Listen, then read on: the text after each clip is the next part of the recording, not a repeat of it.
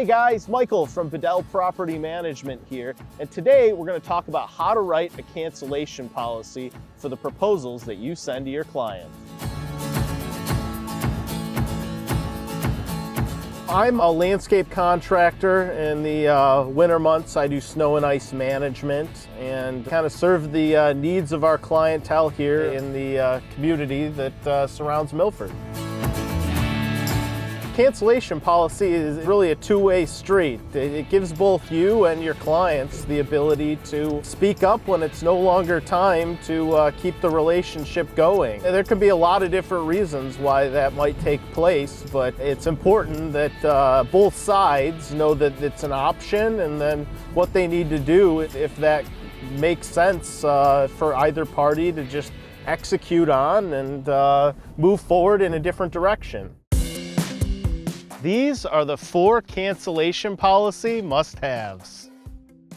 Number 1 is a time frame to cancel a service with or without a penalty. Basically, that means that you've got to set up a certain time frame that you deem acceptable for a client to cancel, whether it's a service or the contract in whole, and then based on that, if they don't follow those parameters, whether you're going to charge them a penalty or not for canceling.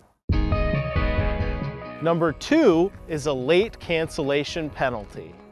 Now, a late cancellation penalty is where your client has disregarded that window that you've given them to cancel without a penalty. And so now they're open to additional charges or whatever the specific contract language allows for. So number 3 is contact information for cancellations. So this is where you're going to put language in your agreement that states how you want to be contacted when your client cancels. So whether you want that in certified mail or via email or just a phone call and text, it's entirely up to you, but you need to pick which path you want your client to take. And then number 4 is having a place for a signature.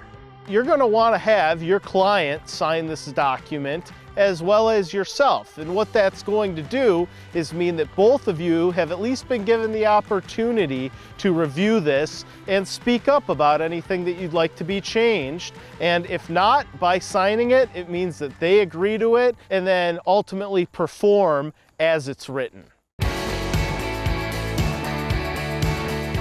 Well, the importance of company cancellation policy must-haves is that it's your opportunity to put in writing exactly how you want that situation to play out and give you and your client parameters of how that can appropriately operate when you no longer are going to be able to work together.